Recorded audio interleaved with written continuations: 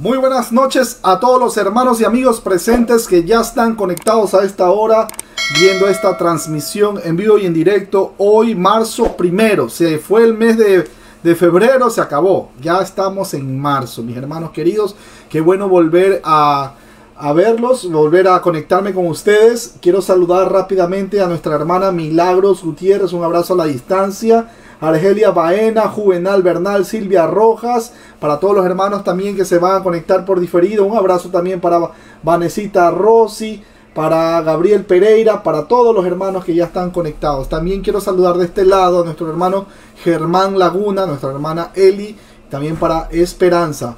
Espero que hayan traído sus Biblias, mis hermanos queridos. No se olviden, siempre a todo estudio tenemos que traer la espada de dos filos. Así que mis hermanos queridos, antes que nada, antes de empezar este estudio, quiero por favor que pongámonos ahí donde ustedes están. Vamos a conversar con nuestro Padre Celestial, bendito y amado Padre, Creador de los cielos y la tierra, Rey soberano. Te damos muchísimas gracias porque has permitido que podamos conectarnos entre hermanos, entre amigos, para poder aprender de esta segunda parte de este capítulo 3 de Efesios. Gracias, Padre, porque tú has permitido que este mensaje no solamente llegue a nosotros, sino que también podamos compartirlo a todas las personas que podamos, a todos los amigos, familiares. Te rogamos, Padre, te suplicamos, quédate con nosotros, ayúdanos, danos ese discernimiento para poder entender todos esos misterios, esos tesoros escondidos ahí en tu palabra. Gracias, Padre. Te rogamos, te suplicamos tu presencia en el nombre precioso de Cristo Jesús, Señor nuestro. Amén y amén. Mis hermanos queridos, bueno, me había quedado en la transmisión anterior. Acuérdense que este capítulo 3 de Efesios lo había partido en dos, ¿no? La primera parte ya la vimos. Hoy vamos a ver la segunda parte. Y la segunda parte arranca desde el capítulo 14 hasta el capítulo 21. Así que yo lo voy a leer, pero se lo voy a poner en pantalla para todos los hermanos que están viendo. Así que permítame un segundo. Ahí está. Bueno, Efesios capítulo 3, versículo del 14 al 21.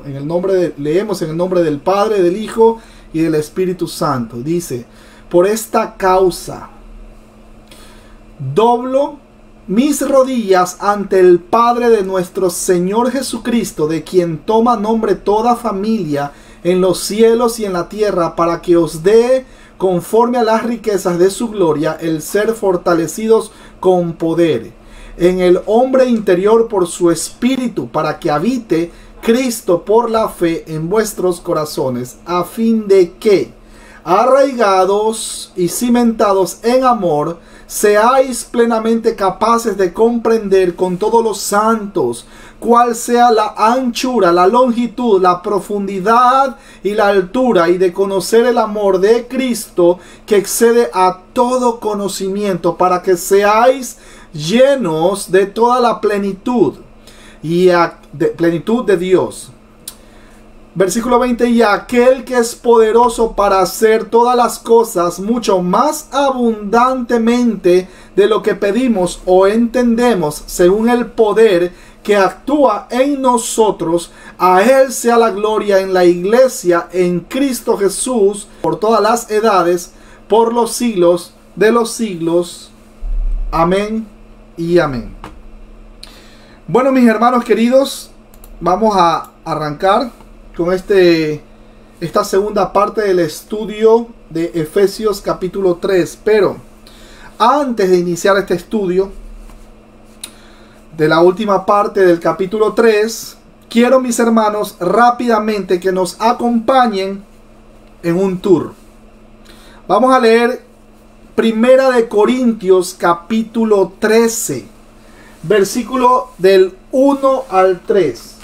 Primera de Corintios capítulo 13, versículo 1 al 3. Y tenga abierta esa página, mis hermanos queridos, porque ese va a ser la base de nuestro estudio. Entonces, dice: si yo hablase lenguas humanas y angélicas, y no tengo amor, vengo a ser como metal que resuena o címbalo que retiñe. Y si tuviese profecía y entendiese todos los misterios y toda ciencia, y si tuviese toda la fe, de tal manera que trasladase los montes y no tengo amor, nada soy. Y si repartiese todos mis bienes para dar a comer a los pobres, y si entregase mi cuerpo para ser quemado y no tengo amor, de nada me sirve. Mis hermanos queridos, vamos a empezar. Tenga ahí ese texto base. 1 Corintios capítulo 13, versículo del 1 al 3. ¿Ok? Bueno, ahora acompáñeme a Efesios capítulo 3, versículo 14. Por esta causa, doblo mis rodillas ante el Padre de nuestro Señor Jesucristo. Ahí tenemos la palabra doblo, del verbo doblar. En el original griego, ahí esa palabra es campto, que significa doblar o inclinarse en reverencia. Mis hermanos queridos, cuando el texto menciona por esta causa, Pablo regresa a su propósito inicial y empieza con una reiteración de las palabras del versículo 1. La causa a la que hace referencia Pablo se encuentra, por lo tanto, en el capítulo 2, versículo 5, donde dice que somos hechura suya. Ya no somos extranjeros ni advenedizos, sino conciudadanos de los santos y miembros de la familia de Dios, edificados sobre el fundamento de los apóstoles y los profetas, y juntamente edificados para morada de Dios en el Espíritu.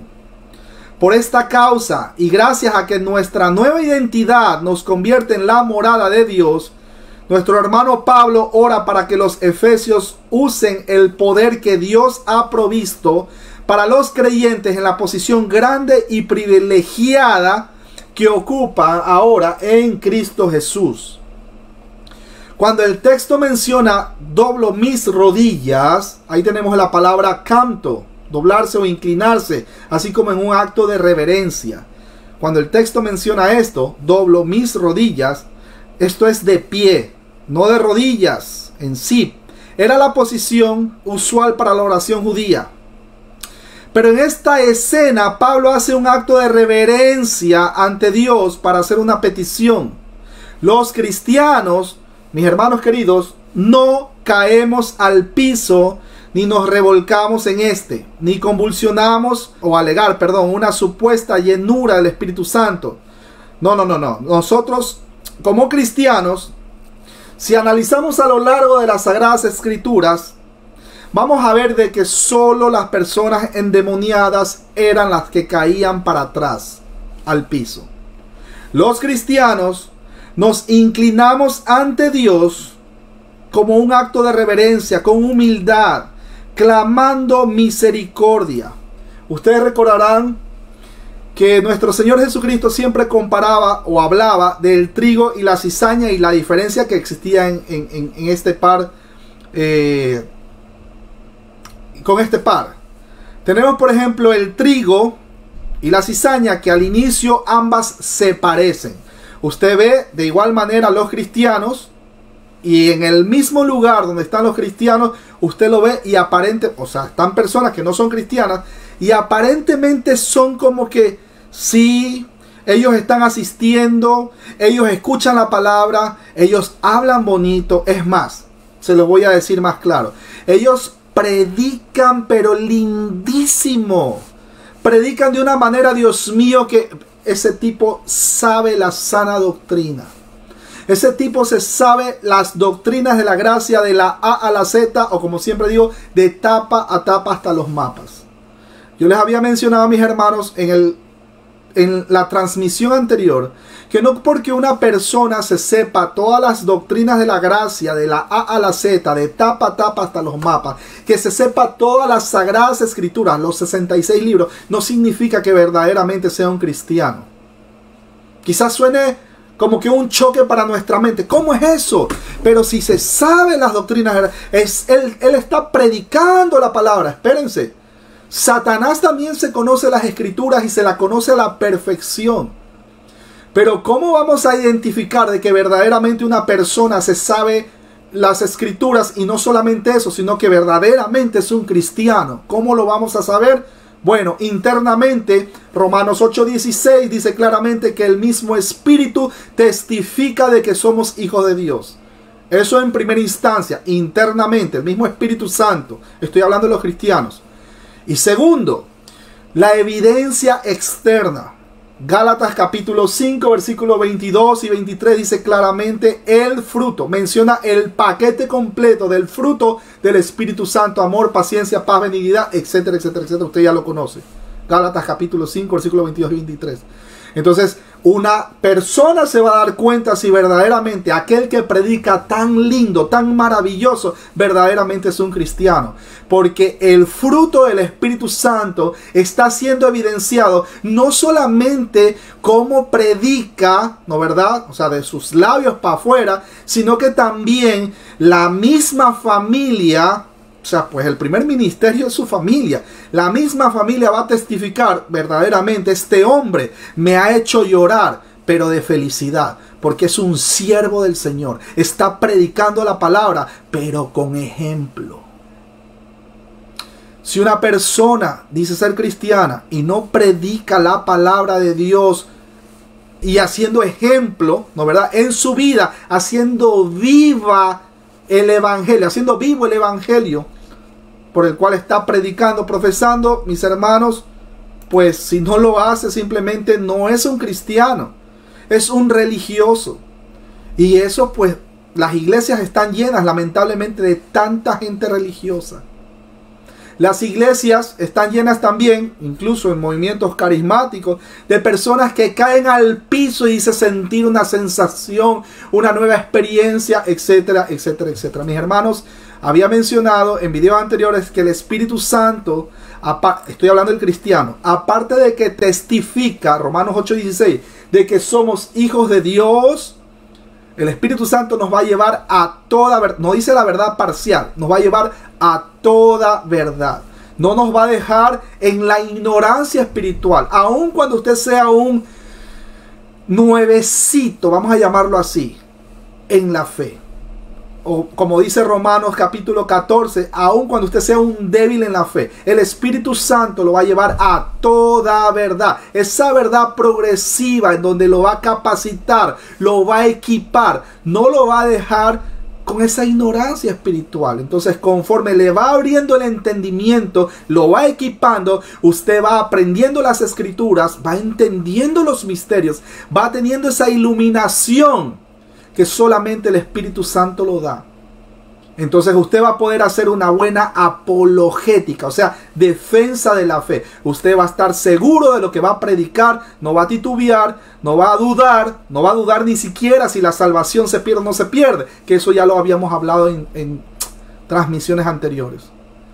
Pero ¿cómo sabemos si una persona verdaderamente es cristiana? Bueno, internamente, apunten ahí, internamente el mismo Espíritu testifica de que somos hijos de Dios.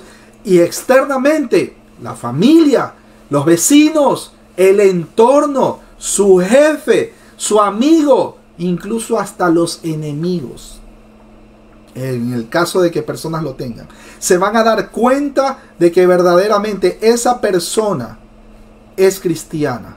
¿Qué dice la Biblia? Que el que no provee para los suyos, o sea, alguien que se hace llamar cristiano pero no provee para los suyos, mentira que es cristiano. Ha negado la fe, dice la Escritura. Y no solamente eso, también dice la palabra, y es peor que un incrédulo. Pedimos al Señor, rogamos al Señor que siempre tengamos esa necesidad, ese anhelo de no fallarle, de no faltarle a nuestra propia familia. Que sea evidenciado el fruto del Espíritu Santo, o mejor dicho, la mente de Cristo, que en este caso reflejado en el fruto del Espíritu Santo en nuestras vidas, que se haga efectivo, que no solamente sea yo voy a salir en una transmisión porque yo quiero demostrarle al mundo entero de que yo sé las escrituras, de que yo soy el apologeta, de que yo soy el apóstol, yo soy el profeta. Y yo declaro, yo decreto, yo ato, yo desato. No, señor y no, señora. No, así no es, mis hermanos queridos. La palabra canto, doblarse o inclinarse, es un acto de reverencia. Cuando nosotros nos acercamos ante el Padre Celestial, nosotros no vamos con, perdónenme la expresión, quizás suene un poco fuerte, no vamos con insolencias, no vamos con exigencias, vamos nosotros postrados. Así como el trigo cuando crece, aparentemente se parece a la cizaña y aparentemente los dos son lo mismo. No, conforme va pasando el tiempo, el trigo se dobla, hace como un acto de reverencia. Pero la cizaña se mantiene erguida. Yo soy el profeta. Yo declaro, yo decreto, yo ato, yo desato. Al Señor no se le exige absolutamente nada. Al Señor se le clama. Al Señor se le suplica. Al Señor se le pide misericordia. Primeramente por nuestros pecados. Padre, perdónanos porque hemos pecado contra el cielo y hemos pecado contra ti, contra toda la Trinidad. Hemos pecado. Quítanos, arráncanos de este corazón perverso toda intención de ejecutar o hacer cosas que desagraden no solamente a ti, sino también a mi familia y también al prójimo. Primera de Corintios capítulo 13, versículo del 1 al 3. Lo tenemos ahí, lo tiene usted en su Biblia, la tiene abierta ahí esa página.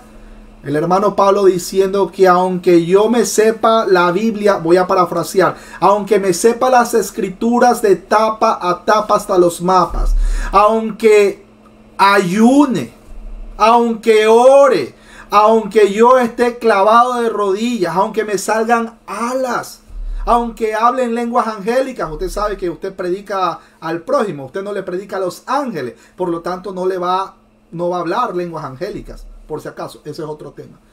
Pero nuestro hermano Pablo usó una hipérbole ahí, y él explicaba que usted se puede saber todas las doctrinas de la gracia, pero si usted no tiene amor por el prójimo, y en el prójimo incluye también los enemigos, incluye también nuestros más cercanos, en este caso la familia. Si su familia no da un buen testimonio de su persona, si usted va a predicar y ni siquiera sus hijos le creen, mis hermanos, hay que autoevaluarnos y considerar si verdaderamente somos cristianos. Tenemos que tener mucho cuidado. Si eso está pasando en nuestras vidas, es el momento.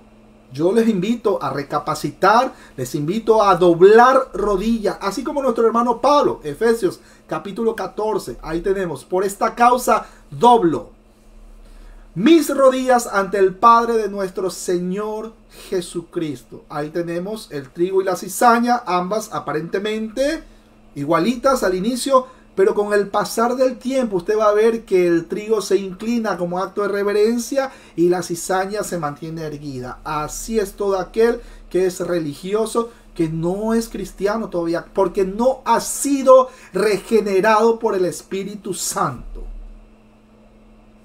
Eso para ponerlos en contexto, mis hermanos queridos. Dios bendiga al hermano Edwin Gutiérrez. Exactamente, son ejercicios de piedad externa sin un corazón convencido por el Evangelio. Exactamente. Y hay mucha religiosidad, sobre todo ahora que está muy común. Y ahí tenemos las redes, que el debate, que los videos cortitos de YouTube, que lo que sea. Mis hermanos queridos, tenemos que tener mucho cuidado y mucho respeto por el Evangelio. Mucho cuidado, mucho respeto. Tenemos que autoevaluar. Nuestro hermano Pablo decía, si es que alguno dice estar firme, mire que no caiga. Evaluémonos cada día. Me puedo saber las escrituras al revés y al derecho. Satanás se la conoce. Quizás mejor que, no sé. Satanás conoce las escrituras también. Pero eso no significa que Satanás sea salvo. Pero tenemos al Espíritu Santo que no nos va a dejar en ese estado o en esa ignorancia espiritual. Judas, capítulo 1, versículos 24 y 25. Apúntenlo, ténganlo ahí en pantalla. El Espíritu Santo no nos va a dejar ahí caídos en la ignorancia espiritual. Aun cuando usted sea un débil en la fe o cuando recién esté empezando a dar sus primeros pasitos. Bueno, habiendo hecho esa pequeña introducción con el versículo 14, que por cierto lo pongo en pantalla nuevamente, dice: por esta causa doblo mis rodillas ante el Padre de nuestro Señor Jesucristo. Gloria a Dios. Seguimos, mis hermanos queridos. Esto muestra la intensidad de Pablo. Tenemos Mateo capítulo 6 versículo 5 para corroborar, Marcos 11 25, Hechos capítulo 7 versículo 60 y Filipenses 2 10. La verdad según la cual la omnipotencia mora dentro de la impotencia es tan majestuosa, mis hermanos, grandiosa y elevada, que podría esperarse que Pablo se dirigiera a Dios como el Rey eterno de la gloria o mediante algún otro título de suprema exaltación. Y en lugar de eso dice: doblo mis rodillas ante el Padre. ¿Qué es lo que tenemos que hacer todos nosotros? Es lo que tenemos que hacer apenas nos levantemos. Padre Santo, gracias porque he abierto mis ojos, porque estoy respirando ahora del lado aquí en New Jersey, porque estoy viendo hasta la nieve. Abro la ventana y veo la nieve, veo todo blanco. Gracias, Padre Santo. Pero tengamos cuidado, ya que aquí Pablo no está prescribiendo una postura exigida para la oración. Cuidado. Él no oraba siempre arrodillado, y la Biblia habla de los fieles de Dios orando en diversas posturas corporales, como lo muestra, ustedes recordarán, Abraham al interceder por Sodoma y Gomorra. Abraham estaba aún de pie delante de Jehová, o cuando David oró acerca de la construcción del templo. Estuvo sentado delante de Jehová. Ustedes lo pueden corroborar en Génesis capítulo 18, versículo 22 y Primera de Crónicas, capítulo 17, versículo 16. Mientras Jesús oraba en el huerto del Getsemaní, la noche que fue traicionado, se postró sobre su rostro orando. Mateo capítulo 26, versículo 39. Mire el ejemplo. Jesús, la segunda persona de la deidad, postró su rostro en tierra. Imagínense orando al Padre Celestial. Ahí tenemos el ejemplo. Versículo 15 dice: de quien toma nombre toda familia en los cielos y en la tierra. Cuando el texto menciona padre o familia, este es un juego en los términos griegos pater y patria. El Dios Trino es el paradigma de las familias leales, completamente amorosas. Pablo se acerca al Padre con seguridad y confianza, sabiendo que Él está dispuesto a recibir a sus hijos siempre que acuden a Él.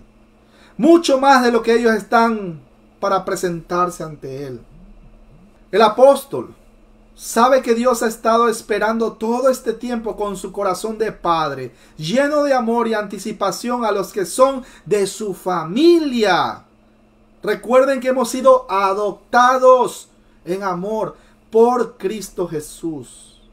Cuando el término menciona Padre, Espíritu o Cristo, noten la obra de la Trinidad, como en el capítulo 1, versículo del 3 al 14, capítulo 2, versículo 18 y también capítulo 4, versículo del 1 al 6. La Reina Valera del año 1960 agrega: el Padre de nuestro Señor Jesucristo. Pero esta frase no está en los manuscritos antiguos griegos P46, A, B, C, ni el texto griego usado por Jerónimo y Agustín Hipona. La adición sí ocurre en los manuscritos unciales C, D, G, K y el texto griego usado por Crisóstomo. Es verdad que el término Trinidad no es usado en el Nuevo Testamento, pero, aclaro, pero hay numerosos pasajes en donde las tres personas divinas son mencionadas en un contexto de unificación. Mateo capítulo 3, versículo del 16 al 19. Ustedes pueden ir anotando si desea. Juan 14, 26. Hechos 2, versículos 33 y 34. Romanos 1, versículos 4 y 5. Romanos 8, versículos 9 y 10. Primera de Corintios, capítulo 12, versículo del 4 al 6. Segunda de Corintios, capítulo 1, versículo 21 y 22. También tenemos Segunda de Corintios 13, 14. Segunda de Tesalonicenses 2, 13. Tito 3, versículo del 4 al 6. Primera de Pedro 1, 2. Judas capítulo 1, versículo 20, 21. Etcétera, etcétera, etcétera. Mis hermanos, son cientos de textos que confirman la Trinidad. Pero por tema de tiempo, no nos vamos a detener ahí, sino que debemos seguir. El concepto de tres personas divinas con una esencia divina es difícil de entender. Sin embargo, si Jesús es deidad y el Espíritu es una persona, entonces estamos por la Biblia forzados a afirmar una unidad trinitaria. Tres personas que conforman la deidad, no tres estados ni tres manifestaciones como algunos ponen de ejemplo el agua. Que el agua es primero está en estado líquido, luego en gaseoso y luego en sólido. No, mis hermanos, eso se llama modalismo y eso fue combatido en los concilios en el pasado. Cuando el texto menciona en los cielos y en la tierra, esto se refiere a los creyentes vivos y muertos. Ahí tenemos Filipenses capítulo 2, versículo 10 para corroborar. La expresión toda familia en los cielos y en la tierra se refiere a todos los santos de todas las edades, a aquellos que están ahora en los cielos y los que están aquí en la tierra. Ellos son los únicos que derivan con toda legitimidad sus nombres y apellidos de Dios el Padre. Los cristianos no somos más o menos hijos de Dios que los israelitas creyentes. Al igual que los gentiles creyentes antes de la venida de Cristo Jesús, Señor nuestro.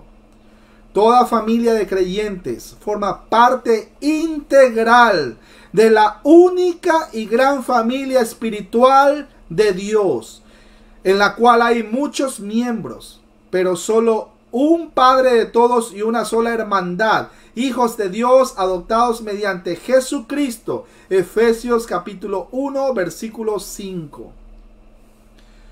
Versículo 16 dice, para que os dé, conforme a las riquezas de su gloria, el ser fortalecidos con poder en el hombre interior por su espíritu. Ahí tenemos, mis hermanos queridos, una palabra que es dunamis o dunamis, que eso es fuerza, capacidad o poder. Y esta fuerza, aclaro, no es una fuerza mía, por mucho que desayune bien y almuerce bien y cene bien. No, esto no es una fuerza mía propia, no.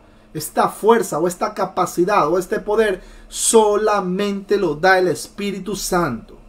Este párrafo refleja la oración de Pablo por los creyentes en todas las tres iglesias que han sido estables y establecidas por el poder de Dios a través de los actos de Cristo y el poder dado por el Espíritu Santo para resistir las falsas enseñanzas y la persecución en un mundo caído, depravado, chueco y pecaminoso.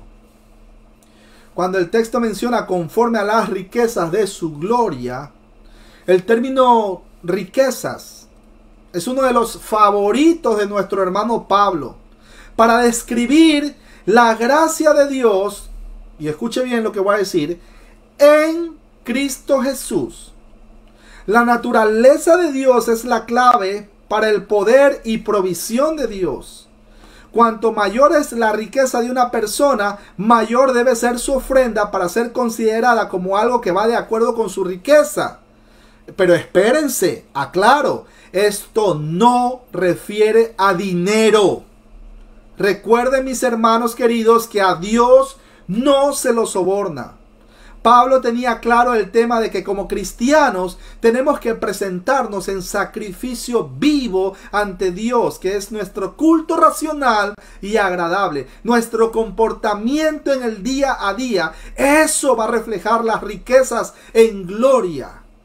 Romanos capítulo 12, versículo 1, para corroborar. El hecho de que Dios no se limite a sacar parte de su riqueza, sino que nos dé conforme a las riquezas de su gloria, es prodigioso y conmovedor en todo sentido, porque sus riquezas son incalculables y carecen por completo de límites. A Él no se le acaba la bendición que le pueda dar a usted. El tema es que una bendición para un cristiano no es lo mismo que una bendición para una persona que no es cristiana. ¿Qué puede significar bendición para un cristiano? El mismo hecho de que esté respirando y tenga el privilegio de predicar la palabra de Dios a todas las personas. Eso para el cristiano es ya una bendición. Otra bendición: el contar con hermanos en Cristo Jesús. Qué bendición tener a nuestro hermano Edgar, en quien puedo sentarme a tomar un café. Juan Valdés. Qué bendición que pueda tener a mi hermano Edwin Gutiérrez allá en Medellín, Colombia, el cual está predicando la palabra de Dios. Qué bendición tener a nuestro hermano Dani allá en Perú, Dani Acevedo. ¡Qué bendición, Dios mío! Ahí está llevando el mensaje en las plazas. Y no le da vergüenza. ¿Por qué? Porque él no se avergüenza del evangelio, porque es dunamis. Es poder de Dios para salvación. Para todo aquel que cree. Y por cierto, el creer o la fe salvífica no viene de nosotros mismos, de esta naturaleza caída. No. Es Dios quien concede, quien da tanto el querer como el hacer, y pone esa fe en el creyente, en el cristiano. Es más, usted va a creer como cristiano, usted va a creer como consecuencia de que hace rato el Espíritu Santo empezó a trabajar en su vida. Consecuencia de eso, usted va a testificar: Cristo Jesús es el Señor. Bendito sea su nombre. Sin embargo, esa es la medida exacta en la que Pablo implora a Dios que capacite y llene de poder a los hermanos efesios.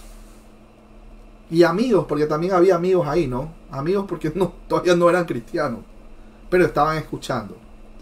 Cuando el texto menciona el hombre interior, el crecimiento espiritual es interno, pero es estimulado por presiones exteriores.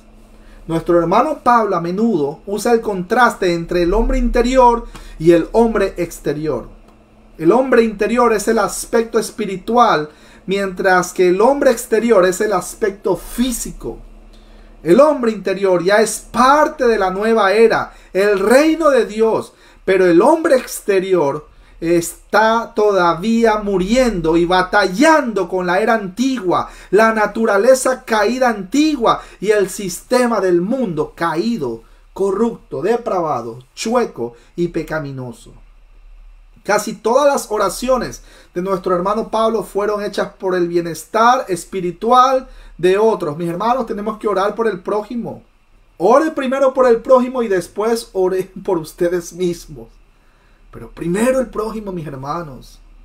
Aún mientras estaba perseguido, encarcelado y necesitado de muchas cosas para su propio bienestar, él oraba en primera instancia por los hermanos en la fe para que fuesen protegidos y fortalecidos en su vida espiritual. Es más, ustedes recordarán que nuestro Señor Jesucristo, cuando estaba sentado, estaban ahí, y el Señor Jesucristo le dijo a Pedro: Pedro, Satanás me ha pedido zarandearte y yo he orado al Padre para que no te falte la fe. El mismo Señor Jesucristo orando por uno de sus discípulos. Satanás ha pedido zarandear, que sea zarandeado. Y yo he orado al Padre para que no te falte la fe. He ahí la importancia, mis hermanos queridos, de permanecer en Cristo Jesús. Usted comienza a apartarse de las Escrituras. Usted comienza a aislarse de sus hermanos con los cuales usted puede aprender la palabra de Dios. Usted comienza a dejar de ir a la congregación física. Usted se aísla y va a ver cómo va a ser recontra que zarandeado. Y es muy probable que le falte hasta la fe. Es muy probable. Es muy probable. Ustedes tienen que haber visto cuántas personas empiezan lindo, aplaudiendo, alabando a Dios, aleluya, y cantan hasta canciones cristianas, etcétera, etcétera. Y poco a poco se van apartando, a tal punto que quedan completamente aislados. Escuche pues una prédica de una persona que no quiere congregarse, que se levanta a las 11 de la mañana recién a ver qué hay de desayuno. No quiere ir a trabajar. No quiere hacer llorar a la familia, pero de felicidad. No quiere estar constantemente preparando los estudios, constantemente estar ahí metido. No estoy diciendo que, porque no todos tienen la posibilidad de entrar a un seminario teológico. Pero mis hermanos, nosotros tenemos que ser diligentes. ¿Por qué? Porque somos responsables de lo que predicamos ante el prójimo, ante la sociedad. Usted se comienza a apartar, se comienza a aislar. ¿Cómo cree usted que aparecieron las sectas? ¿Cómo cree usted? ¿Cuántos youtubers están por ahí en las redes sociales, aislados, incluso hacen estudios, están ahí más solos que la letra O, están así aislados? Y usted escucha, aparentemente parece de sana doctrina, pero su vida es un contraste con lo que verdaderamente muestra las Sagradas Escrituras. Debemos tener mucho cuidado. Y si usted puede, haga lo mismo que nuestro hermano Pablo. Doble sus rodillas y pídale: Padre Santo, mira a esa persona.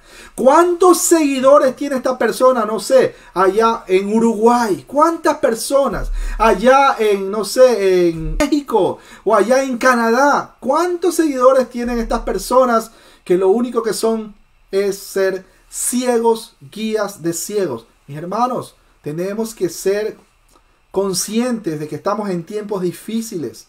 Es nuestra responsabilidad como cristianos orar por todas estas personas que están todavía tropezando y están comiendo de sus propios frutos, consecuencia de sus propios pecados. Y no quieren saber nada de Dios, pero sí están atentos ahí a escuchar a su líder. Amén. Aunque diga cosas que no tienen sentido, no es bíblico. Amén. Así mismo. Mis hermanos, tenemos que tener mucho cuidado. No podemos nosotros darnos el lujo o el privilegio de no prepararnos día a día en las Escrituras, en la lectura, en el compartir entre hermanos, el hecho de congregarse o no congregarse. No podemos darnos ese lujo, mis hermanos queridos. Porque va a venir alguien de una secta o de una denominación torcida y va a hacer él también una apologética, mis hermanos, y lo van a arrastrar.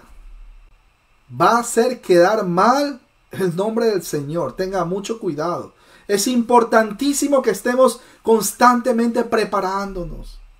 Hágase amigo de este libro. Hágase amigo. Antes de dormir, un capítulo. 2 capítulos, avancé al segundo capítulo, sus apuntes. Mi hermano, no entiendo esto, apúntelo, pero no se estanque, continúe. Véase los devocionales lunes a viernes, 8:30 de la mañana en el grupo de Facebook de Biblia Libre. Ahí búsquelo, Edgar Escobar. Hágase amigo de los devocionales, escuche los devocionales. Y no se quede solamente con los devocionales. Empiece a ser como los cristianos nobles de Berea. Comience a apuntar todos los textos bíblicos. Compare. No porque una persona aparentemente sea cristiana o de sana doctrina, verdaderamente, mis hermanos, todos somos seres humanos, nos podemos en algún momento equivocar. Apunte los textos, compare con las escrituras. Pero bueno, eso le digo como sugerencia. Si alguien no tiene ese sentimiento, el libro de Santiago dice, si alguno está a falta de entendimiento, pídale a Dios en oración, que Él no le va a negar. Clame. No vaya con arrogancia, ¿no? Como cuando va a orar y está como que con una lista, como que si fuera al supermercado. Padre, gracias por esto, está bien, muy bien, y te pido esto, el otro, aquello, y lo de acá, y lo de acá, y lo de acá, y quiero que pase así, así, así, así, y también quiero de esta manera, y esta manera también, para que los propósitos se cumplan todos. Ah, sí, pero si fuera tu voluntad, o sea, ¿quién mismo va a hacer, o va a resolver un tema que usted está clamando y pidiendo? ¿Quién lo va a resolver? ¿Lo va a resolver usted? ¿O va a someterse a la voluntad de Dios?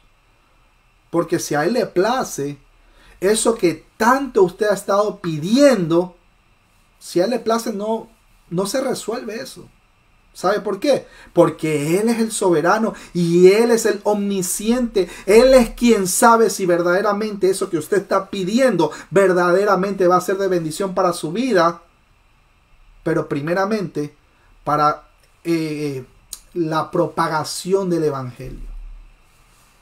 Para que lo tenga presente. Ay, ¿por qué llevo 10 años orando por lo mismo y no pasa nada? Eso para meditar, mis hermanos queridos.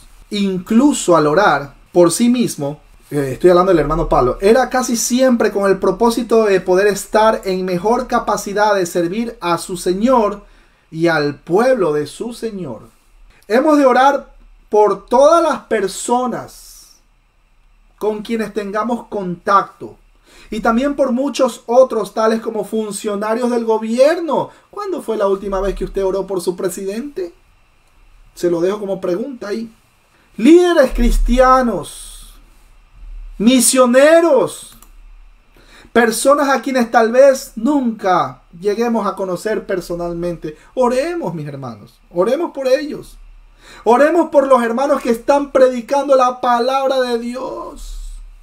El apóstol pidió a Dios que les diera toda la capacitación espiritual con el poder que todavía no estaban utilizando para aplicar sus recursos abundantes y disponibles a la vida diaria. Pues la oración no solo es un combate contra Satanás, no solo es un combate contra la sociedad corrupta, sino que también es un combate contra nosotros mismos, con la lucha entre el viejo y el nuevo hombre. Esa lucha diaria con el pecado. Cuando el texto menciona de su gloria, esta frase testifica que estas riquezas pertenecen a Dios en virtud de quien Él es. Pertenecen en un sentido innato a su persona, que es lo mismo que decir, pertenece a su gloria. Lo corroboramos en el capítulo 1, versículo 17. Donde Pablo llama a Dios el Padre de gloria. Y Éxodo capítulo 33, versículo 18, donde Dios revela sus atributos personales como la gloria misma. Cuando el texto dice, fortalecidos con poder en el hombre interior por su espíritu, la mayoría, mis hermanos, parecemos nunca dar este primer paso. Y reconozco, algunas veces ignoramos lo que es ver el poder de Dios obrando a plenitud en nuestras vidas. La iglesia sufre y el mundo sufre, porque el hombre interior de la mayoría de los creyentes nunca es fortalecido con poder, por el poder del Espíritu Santo. Y esto lamentablemente es debido a los afanes de esta vida, la falta de oración, la falta de confianza en Dios. Sobre todo, esa confianza en Dios aún en medio de las circunstancias negativas. Mi hermano David, mi padre se está muriendo de cáncer. Yo confío en Dios. Espérese un ratito, espérese. Espérese. Usted confía en Dios. Si a Dios le place llevárselo a su padre, el cual tiene un cáncer, vamos a llamar terminal, un cáncer fulminante, sea para que se lo lleve o para que no se lo lleve, por cualquiera de las dos opciones, sea bendito el nombre del Señor Jesús. Porque, ¿qué sentido tiene que una persona que esté padeciendo de una enfermedad ya durante, no sé, 2 años, 3 años y esté constantemente acabándose, mis hermanos? O sea, si a Dios le place acabar con ese sufrimiento que tiene esa persona por misericordia, caramba, por cualquiera de los dos escenarios, sea que le cure del cáncer, o sea que no le cure del cáncer, sino que se lo lleve, sea bendito el nombre del Señor.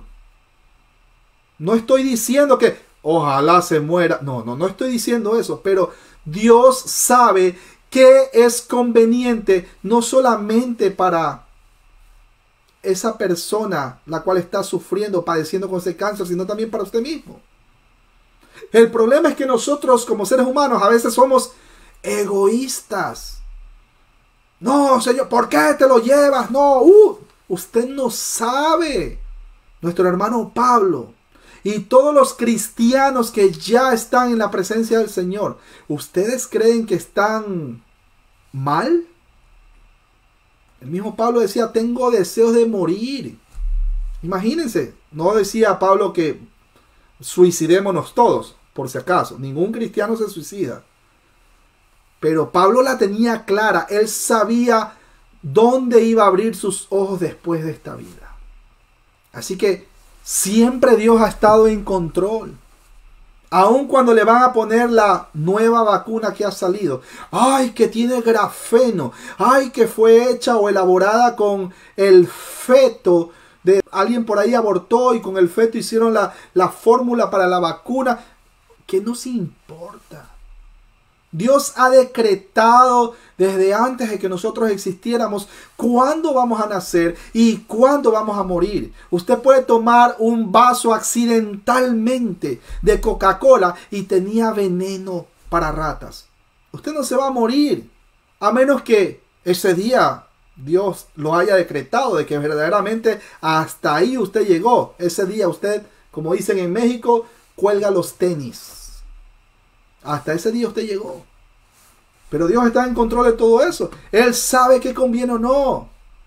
Todas las cosas nos ayudan a bien. Estoy hablando de los cristianos. Todas las cosas nos ayudan a bien. Él sabe que nos conviene y que no. A Pablo, nuestro hermano, le preocupaba la salud física de los creyentes y fue usado por Dios para traer sanidad a muchos. Se interesaba en los santos que padecían pobreza en Jerusalén y trabajó sin descanso para recolectar fondos con los que ellos pudiesen comprar alimentos y suplir otras necesidades físicas. Aunque el hombre exterior y físico se vuelve cada vez más débil con el paso de los años, el hombre interior y espiritual debe crecer de manera continua y hacerse cada vez más fuerte con poder por el Espíritu Santo.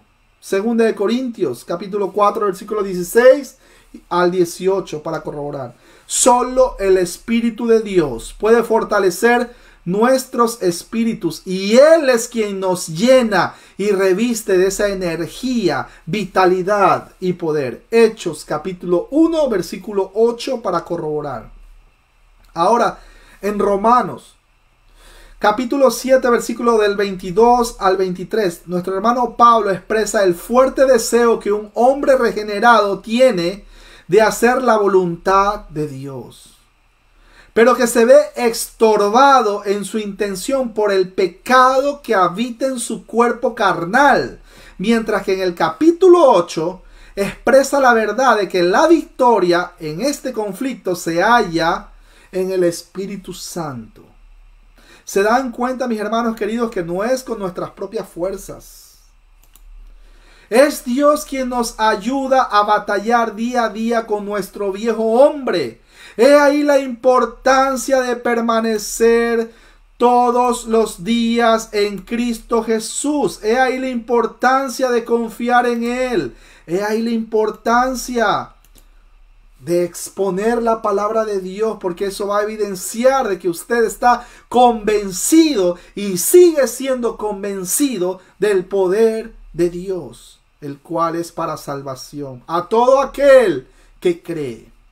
Leyendo su palabra, confiando en sus promesas, compartiendo el evangelio y sobre todo gozándose en medio de las tribulaciones. Sea bendito el nombre del Señor, quien dijo claramente que en el mundo tendremos aflicciones, pero que confiemos, tranquilos, ya que Él venció al mundo. Juan 16:33 para corroborar. La misma palabra de Dios nos dice en Efesios capítulo 4, versículo del 6 al 7. Dice, por nada. Miren que no dice, preocúpense por la renta. Preocúpense porque pues tienen esa enfermedad que no se cura todavía. O esa enfermedad que todavía no le hayan cura. No. Por nada estéis afanosos, sino sean conocidas vuestras peticiones delante de Dios en toda oración y ruego, con acción de gracias, y la paz de Dios, que sobrepasa todo entendimiento, guardará vuestros corazones y vuestros pensamientos en Cristo Jesús. Usted no va a tener tiempo para andar pensando en cosas que desagraden a Dios. Versículo 17 dice, para que habite Cristo por la fe en vuestros corazones, a fin de que arraigados y cimentados en amor. Cuando el texto menciona para que habite Cristo por la fe en vuestros corazones, este es un infinitivo aoristo activo, el cual señala a una acción específica, en este caso de la fe. Hay una fluidez en el Nuevo Testamento entre el morar del Hijo y el morar del Espíritu. Recuerden que nosotros somos tabernáculo o templo del Espíritu Santo. El Espíritu Santo, escúchelo amigo y hermano, no se va del cristiano. En el Antiguo Testamento, el Espíritu Santo bajaba, ejecutaba su acción y se iba. Para que no vayan a pensar de que Saúl perdió la salvación. No, pues que él fue el rey. Sí, pero espérense, o sea, no vamos a tocar ese tema ahora, pero sigamos. La obra del Espíritu Santo es revelar la necesidad por Jesús. Revelar, mejor dicho, a Jesús mismo, o sea, el Evangelio. Acercar hacia Jesús, bautizar en Jesús y después formar a Jesús en los creyentes, o sea, semejanza a Cristo. Primera de Corintios capítulo 13 Primera de Corintios 12:13, Gálatas capítulo 5 versículos 22 y 23. Ahí tenemos el fruto del Espíritu Santo, que es prácticamente tener la mente de Cristo. Juan capítulo 14 versículo 26 también lo corrobora. Juan 15:26 también. Juan 16 versículo 13 y 14 y Romanos capítulo 8 versículo 15 y 16. La expresión ¿para qué? Es la traducción de ina, que es una palabra griega que se emplea para introducir cláusulas de propósito. Y en este caso, el propósito de que seamos fortalecidos con poder en el hombre interior por su espíritu es que habite Cristo por la fe en nuestros corazones. Cuando el texto menciona habite, ahí tenemos la palabra o el término griego katoikeo, con K, katoikeo. Es una palabra compuesta formada por kata, que significa abajo, y también la palabra oikeo, o sea, ocupar una casa. En el contexto de este pasaje, la connotación no es solo estar en el interior de la casa, que es, en este caso, nuestro corazón, sino de sentirse allí como en casa, instalado y arraigado como un miembro de la familia. Cristo no puede sentirse en casa, y lo voy a poner entre comillas, ¿no? O sea, para tratar de poner como ejemplo, ¿no? Cristo no puede sentirse en casa en nuestros corazones hasta que nuestro ser interior se someta al fortalecimiento de su Santo Espíritu.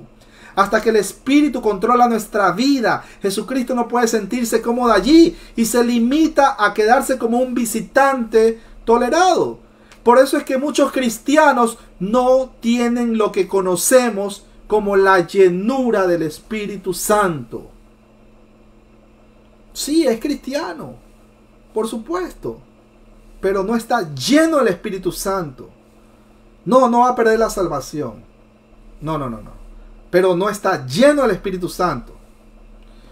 La enseñanza de Pablo no se relaciona aquí con el hecho de la presencia de Jesús en los corazones de los creyentes, sino con la calidad de su permanencia y presencia allí. Y un ejemplo posible de esto es cuando el Señor vino con 2 ángeles a visitarles. Abraham y Sara hicieron de inmediato preparativos para agasajar a sus huéspedes de la mejor manera posible. Mi hermano, pero entonces usted quiere decir que el Señor Jesucristo era quien se le presentó a ellos. Bueno, la presencia o las manifestaciones de nuestro Señor Jesucristo en el Antiguo Testamento, la aparición, usted sabe, pues incluso también cuando fue la zarza ardiente, ustedes recordarán, ¿no? Quítate las sandalias porque el lugar que pisas santo es, etcétera, etcétera. Bueno, las apariciones o manifestaciones de nuestro Señor Jesucristo en el Antiguo Testamento es considerado como cristofanía o teofanías. Eso para ponerlos en contexto. Ya en el Nuevo Testamento ya Él vino, ustedes saben, fue encarnado, no digo reencarnado, encarnado. Vino, pues, ustedes saben, María, la joven judía, etcétera, etcétera. Y bueno, ahí ya lo vimos. Bueno, no lo vimos nosotros, pero sus discípulos lo vieron físicamente, corporalmente. Caminó en medio de ellos. ¿Ok? Importante que lo sepamos, porque algunos serán gnósticos, ¿no? Seguimos. Decía que, así que es evidente que Abraham y Sara sabía que eran anfitriones del Señor mismo y que el Señor se sintió como en su casa al estar con Abraham y Sara. De hecho, la Biblia dice en Hebreos capítulo 13, versículo 2, que no os olvidéis de la hospitalidad, porque por ella algunos, sin saberlo, hospedaron ángeles. De esto hablaremos luego cuando veamos el libro de Hebreos. Por ahora no voy a entrar en detalle, mis hermanos queridos. Sí, lo sé. Ya veo que saltaron de pronto preguntas como sobre los ángeles y bueno, en fin, no voy a tocar ese tema ahorita, pero lo vamos a tocar cuando toquemos el libro de Hebreos, si Dios lo permite. Cuando el texto menciona estar arraigados y cimentados en amor, es decir, establecidos sobre un fundamento fuerte y firme de amor, ya que siempre que Él habita con toda libertad en nuestros corazones, llegamos a decir eso. El Señor dijo, un mandamiento nuevo os doy, que os améis unos a otros como yo os he amado, que también os améis unos a otros. Ahí lo tenemos para corroborar en Juan capítulo 13 versículo 34. El apóstol Pedro escribió, habiendo purificado vuestras almas por la obediencia a la verdad, mediante el Espíritu, para el amor fraternal, no fingido, amaos unos a otros entrañablemente de corazón puro. Ahí lo vemos, primera de Pedro capítulo 1 versículo 22. El deseo supremo de Dios es que sus hijos nos amemos los unos a los otros con amor pleno y sincero, tal como Él nos ama. El amor es el primer fruto del Espíritu Santo, el cual es gozo, paz, paciencia, benignidad, bondad, fe, mansedumbre y templanza. Son la esencia, por cierto, de esto, ¿no? O el fruto en sí, el paquete. Gálatas 5, 22, 23, para corroborar. Cuando el Espíritu reviste de poder, Nuestra vida y Cristo es obedecido como el Señor de nuestros corazones. Nuestros pecados y debilidades son tratados con eficacia y nos encontramos deseando servir a otros, deseando sacrificarnos por ellos y servirles. Todo porque la naturaleza amorosa de Cristo se ha convertido de verdad, sí, pero de verdad, en algo propio de nosotros. Amar es la actitud sobrenatural del cristiano, porque el amor es la naturaleza, mis hermanos queridos, de Cristo Jesús. Sea bendito su nombre. Versículo 18. Seáis plenamente capaces de comprender con todos los santos cuál sea la anchura, la longitud, la profundidad y la altura. Cuando el texto menciona seis capaces, esta es la segunda cláusula plural que utiliza nuestro hermano Pablo, pues está orando para que todos los creyentes sean fortalecidos y capacitados para entender completamente el Evangelio. Cuando el texto menciona con todos los santos, este término siempre está en plural, excepto en Filipenses capítulo 4 versículo 21, el cual también contiene un contexto corporal, ya que ser cristiano es estar en una comunidad. Ahora, noten que la voluntad de Dios es la madurez de todos los creyentes. Cuando el texto menciona con todos los santos cuál es la anchura, la longitud, la profundidad y la altura del amor, no podemos comprender la plenitud del amor a no ser que estemos inmersos por completos en el amor, a menos que sea la raíz y el cimiento de nuestro ser. Recuerden que hay la experiencia y la puesta en práctica de la clase de amor del que Pablo está hablando en este pasaje. No es algo emocional ni subjetivo.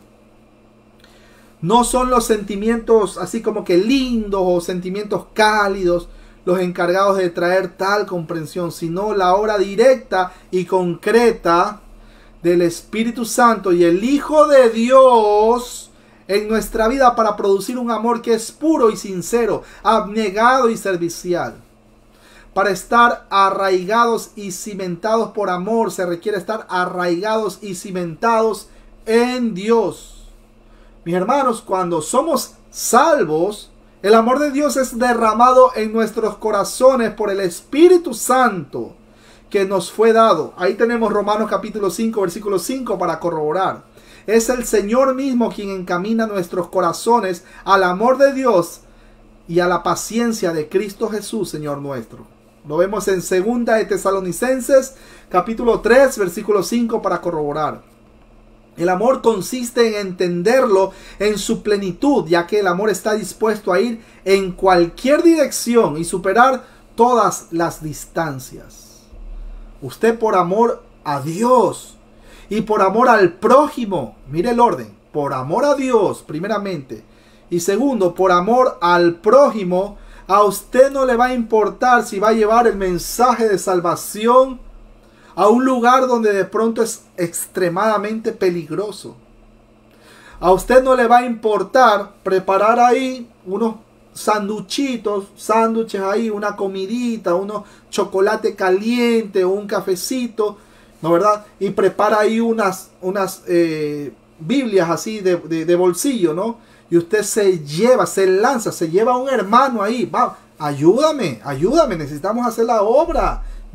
Siento ese deseo en mi corazón de llevarles el mensaje a esas personas que están allá en el barrio, no sé, algún barrio que sea peligroso. Y usted siente ese deseo, usted tiene ese sentimiento. ¿Cuándo fue la última vez que esa persona almorzó? Vamos a llevarle una comidita, pero vamos a llevarle el mensaje.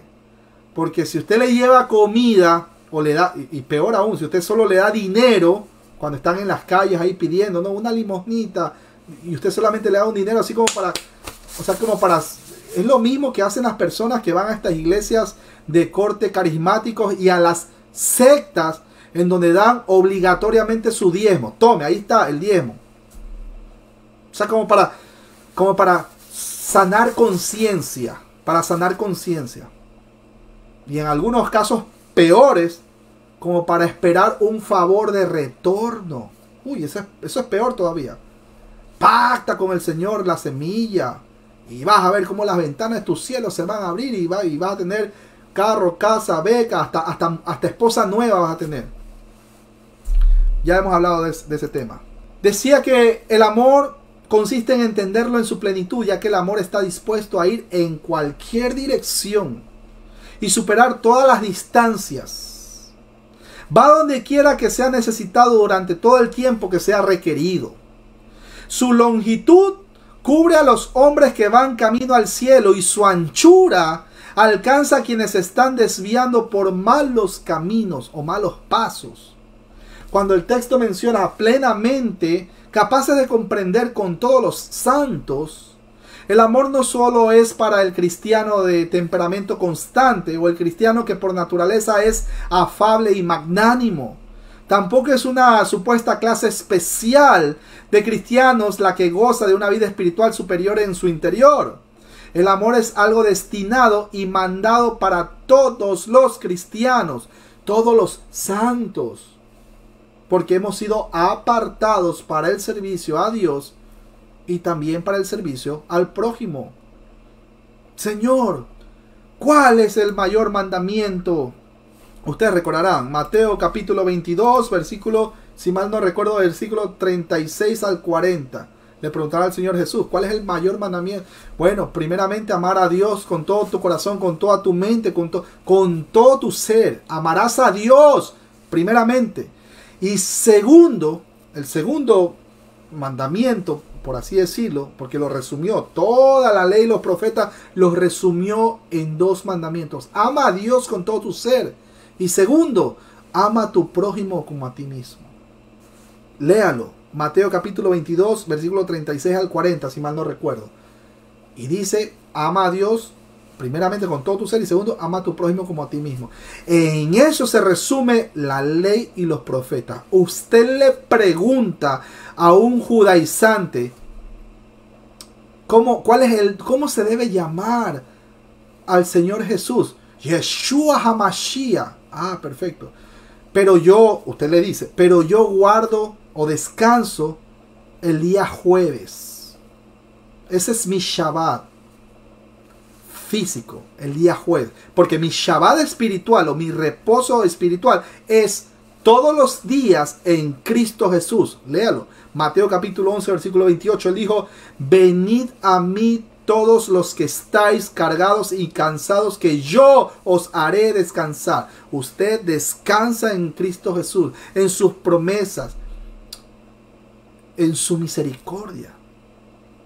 Y usted ha guardado prácticamente el sábado, del cual no pudieron en el Antiguo Testamento los judíos guardarlo. Ellos no pudieron guardar ni siquiera el primer mandamiento. No pudieron guardar. Imagínense, los 10 mandamientos no pudieron guardarlo. Peor aún las 613 leyes del Antiguo Testamento. No pudieron. Se burlaron en la cara de Dios. Pretendiendo ser así todos, ¿no? Con sus atuendos largos y todo. ¿Qué le dijo al Señor? Sepulcros blanqueados. Ustedes son hijos de su padre el diablo, porque las obras de él quieren hacer ustedes. Los confrontó el Señor.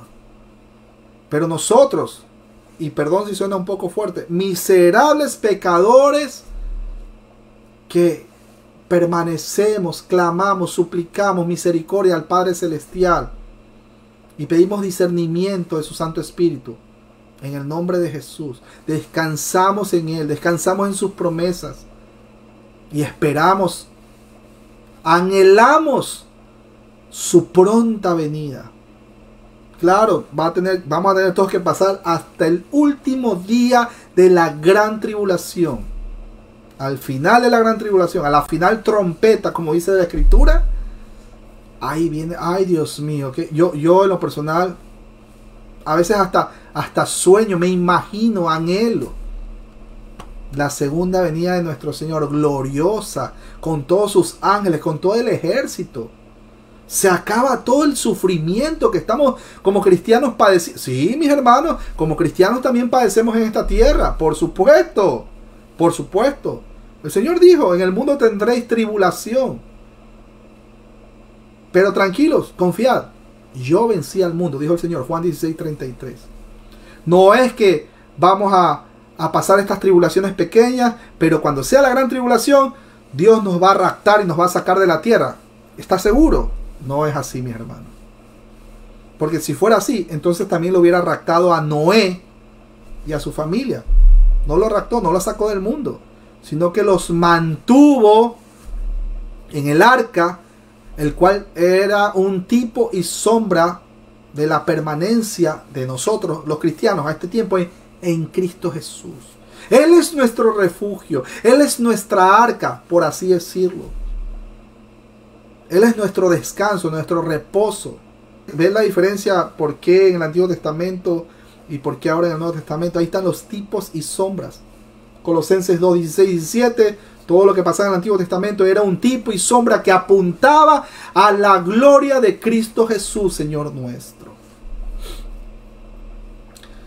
Seguimos, mis hermanos queridos. Le mando un abrazo a nuestro hermano Heider Escobar. Dios te bendiga, mi hermano querido.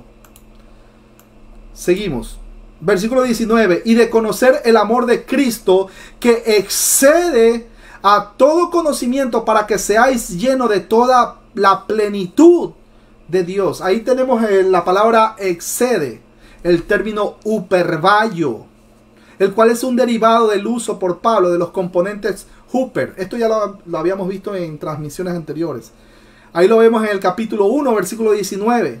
Otro componente, ahí tenemos uperekperizo, el cual también es usado en Primera de Tesalonicenses capítulo 3, versículo 10 y Primera de Tesalonicenses 5:13. En lo que parece a primera vista una contradicción de términos, Pablo habla de conocer el amor de Cristo, que excede a todo conocimiento. Conocer, mis hermanos, el amor de Cristo nos lleva mucho más allá del conocimiento humano, porque proviene de una fuente de grandeza infinita. Pablo no está hablando aquí de conocer el amor que debemos tener por Cristo, sino del amor de Cristo. Su propio amor que Él debe colocar en nuestros corazones antes que podamos amarle o amar a otros. Así que tenemos el mandato de amar porque recibimos amor en gran medida. Y por cierto, nosotros le amamos a Él porque Él nos amó primero, dice la Escritura. Dios siempre da antes de mandar cualquier cosa a cambio, y el amor es uno de los mayores dones de Cristo a su iglesia. En Juan capítulo 14 hasta el capítulo 16, Jesús nuestro Señor promete dar amor, gozo, paz, poder y consuelo sin medida a quienes le pertenecen. El mundo no puede comprender, mis hermanos, el gran amor que Cristo da, porque no pueden entender a Cristo, porque aún están muertos en sus delitos y pecados. El amor mundano está basado en la atracción y por ende solo dura mientras subsista la atracción. He ahí, porque hay también tantos matrimonios destrozados, despedazados, porque todo fue enfocado ¿a qué? Al amor carnal, al amor mundano. Y nunca lo tomaron en consideración a Cristo Jesús como cabeza. El amor de Cristo está basado en su propia naturaleza y por lo tanto dura para siempre. Es decir, el amor del mundo dura hasta que es ofendido o repudiado. Ya no voy a la iglesia porque me ofendieron. El amor de Cristo perdura a pesar de todas las ofensas y repudios. El amor mundano habla por lo que puede obtener a cambio, mientras que el amor de Cristo ama por todo lo que puede dar. Lo que es incomprensible para el mundo debe ser la manera normal de vivir para el Hijo de Dios.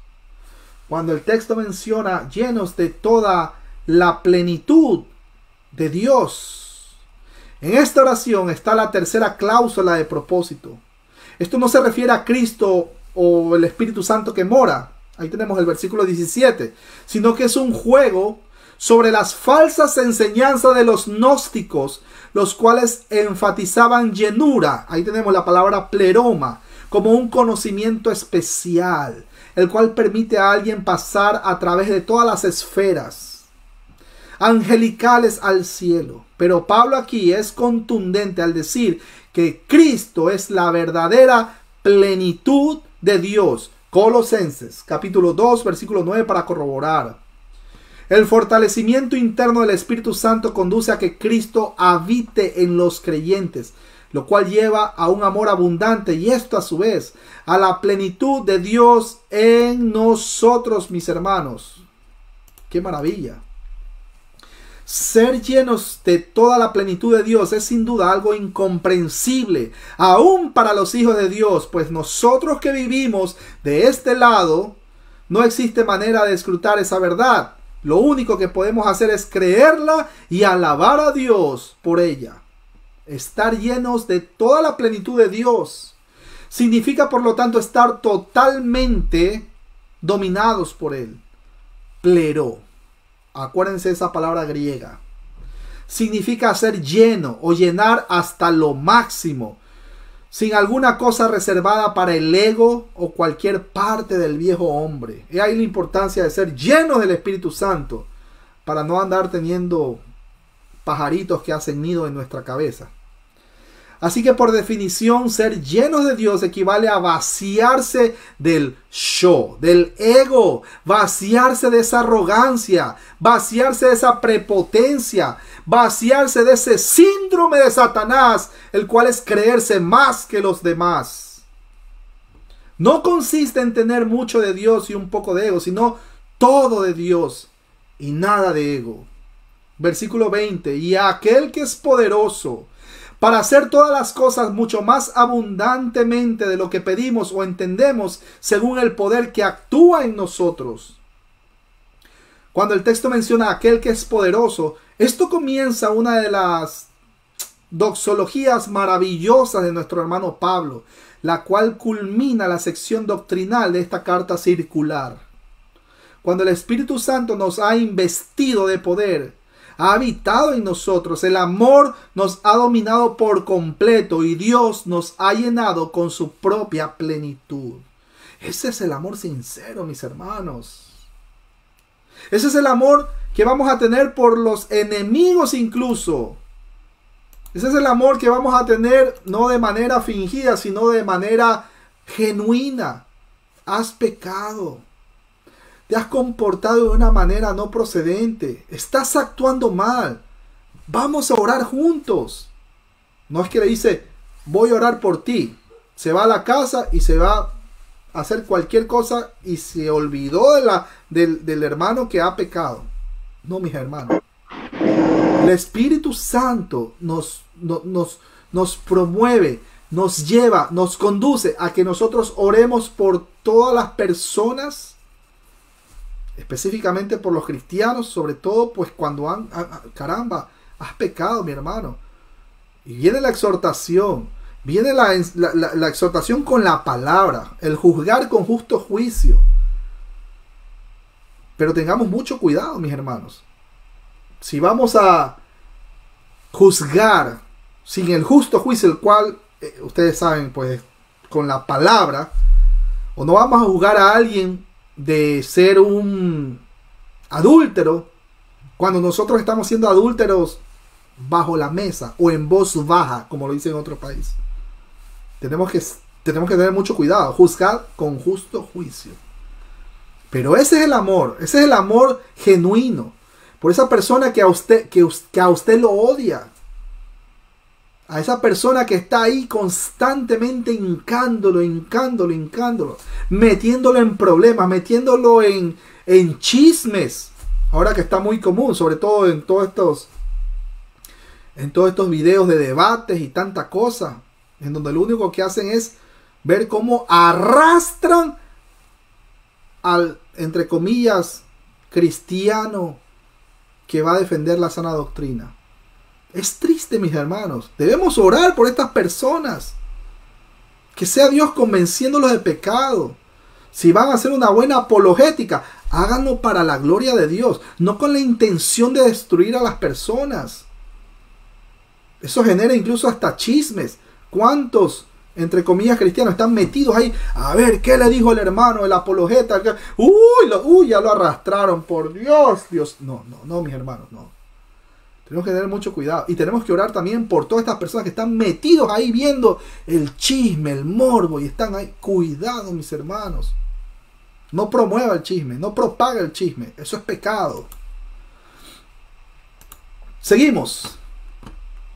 Cuando el texto menciona a aquel que es poderoso. Esto comienza, decía, una de las doxologías maravillosas de Pablo. Y esto termina o culmina la sección doctrinal de esta carta circular.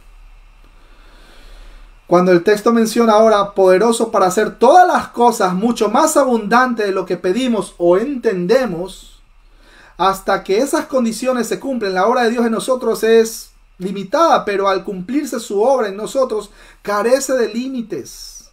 De cierto os digo que el que en mí cree, las obras que yo hago, él las hará también, y aún mayores hará, porque yo voy al Padre, y todo lo que pidiereis, al Padre en mi nombre lo haré, para que el Padre sea glorificado en el Hijo.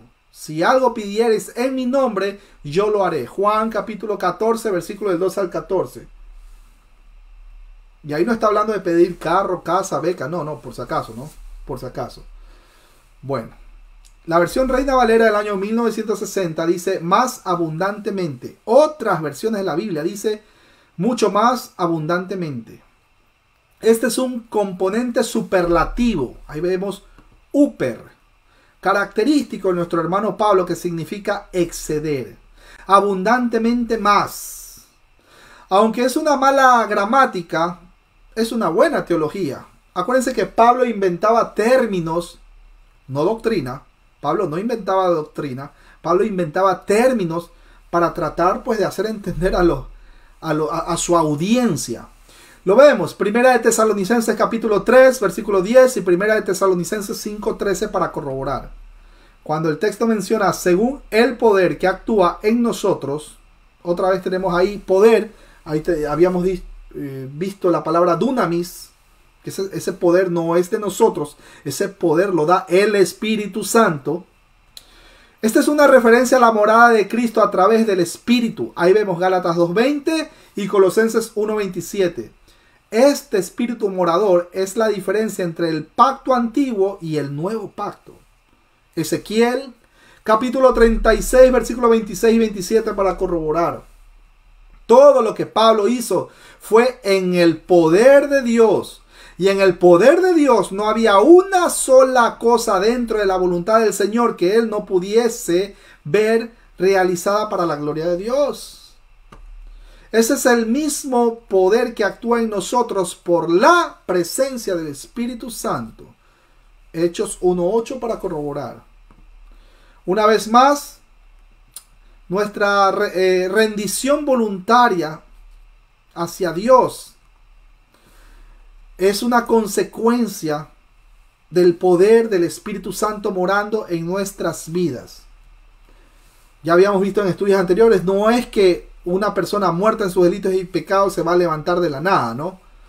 Sino que es Dios mismo trayendo, levantando cadáveres espirituales. Y como consecuencia, después de que lo haya traído a esa vida, ahora, una vida espiritual, pues como consecuencia, va a testificar de Cristo. Va a tener ese interés de estudiar su palabra. Va a tener esas intenciones de congregarse. Va a tener ese ánimo de amar a sus enemigos. Sea bendito el nombre del Señor. Versículo 21. A Él sea la gloria en la iglesia, en Cristo Jesús, por todas las edades, por los siglos de los siglos. Amén. Vean esa doxología. Qué maravilla.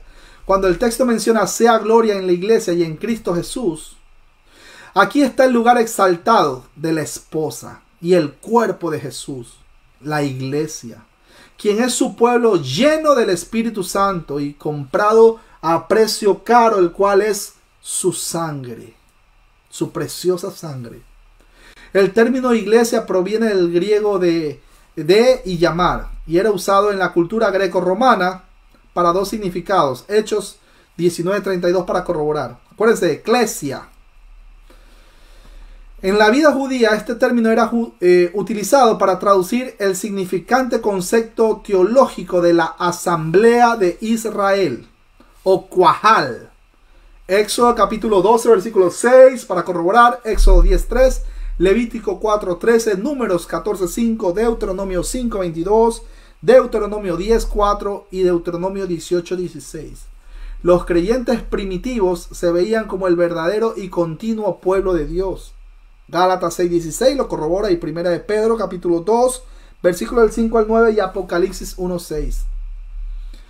Él merece gloria en la iglesia en Cristo Jesús, no solo ahora, sino por todas las edades, por todos los siglos de los siglos. El amén confirma la meta, la cual es valiosa y vale la pena esforzarse para alcanzarla. Y por cierto, ninguna persona que no ha sido regenerada por su Santo Espíritu va a alcanzar la meta. Por si acaso.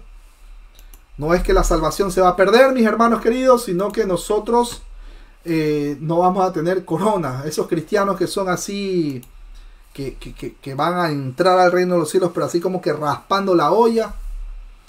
No es que van a perder la salvación, sino que no van a tener sus coronas. Que si usted tiene alguna duda de cuáles son esas coronas, ahí en la caja de comentarios le voy a dejar el video que nuestro hermano Edgar lo explica de una manera bíblica. Así que, mis hermanos queridos, quiero agradecer a todos los presentes que están conectados, y también a nuestra hermana Milagros Gutiérrez, un abrazo a la distancia, Leister Panamito, Robert Cabrera, Gabriel Nicolás, Naldi Quintana, Elianel, Eli, también para Silvia Rojas, un abrazo a la distancia para todos ustedes, mis hermanos. ¿Qué les parece si vamos a orar? Vamos a cerrar nuestros ojos y vamos a despedirnos en agradecimiento a nuestro Padre. Padre Santo, Padre Eterno, Padre Rey de Gloria, te damos muchísimas gracias por este estudio que tú has permitido que podamos nosotros atender. Te rogamos, te suplicamos que por favor no solamente quede en nuestra mente, sino también que lo podamos compartir. Te damos muchísimas gracias por habernos enseñado cómo nuestro hermano Pablo lloraba por sus amigos judíos. Te damos gracias porque hemos entendido que nuestro hermano Pablo claramente explicó que no porque sepamos toda la escritura de etapa a etapa hasta los mapas significa de que verdaderamente somos cristianos. No, Padre. No porque una persona aparentemente teólogo, maestro de la palabra, apóstol, profeta, doctor, no porque sepa la Biblia, Padre Santo, de la A a la Z, significa que verdaderamente es cristiano. Pero hay dos cosas que nos ayudan a identificar qué verdaderamente es ser un cristiano. ¿Cómo sabemos si verdaderamente hemos pasado de esa muerte espiritual a vida? ¿Cómo sabemos si tu Santo Espíritu nos va regenerando día a día? ¿Cómo sabemos si verdaderamente estamos teniendo cada día más la mente de Cristo Jesús, Señor nuestro? ¿Cómo? El Espíritu testifica de que somos hijos de Dios. Romanos 8:16. Tú lo mencionas en tu palabra. Y la gente de afuera se va a dar cuenta de nuestro comportamiento ante la sociedad. Eso de puertas afuera, pero también puertas adentro. Nuestra familia va a saber si verdaderamente somos cristianos o no. Padre, no somos perfectos. Rogamos a ti, Padre Santo, que nos perdones nuestros pecados, porque muchas veces, aún queriendo hacer las cosas bien, terminamos pecando. Perdónanos, Padre. Te lo suplicamos, te lo rogamos, clamamos. En el nombre de Cristo Jesús. Amén y amén. Mis hermanos queridos, muchas gracias a todos ustedes. Espero que hayan disfrutado de esta última parte del estudio de Efesios capítulo 3. Nos vemos en una próxima transmisión, si el Señor lo permite. Así que, mis hermanos, bendiciones y nos vemos pronto. No está ahí el hermano Víctor Macei quien toma la foto, pero bueno, nos vemos en una próxima transmisión.